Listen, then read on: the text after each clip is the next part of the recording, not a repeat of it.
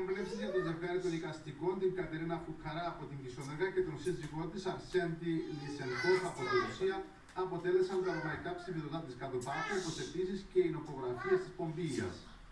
Έχουμε προσπαθήσει να δημιουργήσουμε ένα μεγάλο πορτρέτο της θεάς Αφροδίτης, της Αφροδίτης Άνασας, γιατί όπως γνωρίζετε τον 4ο αιώνα ονομάζεται η Άνασα με την έννοια της βασίλισσας, της προστάτηδας.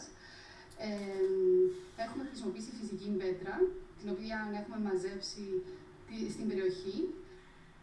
Για το έργο διαστάσεων 8x10 περίπου μέτρων χρησιμοποιήθηκαν 8 τόνοι πέτρας από την περιοχή του κόλπου της Χρυσοχούς και μαζί με τους δύο καλλιτέχνες εργάστηκαν πολλοί εθελοντές.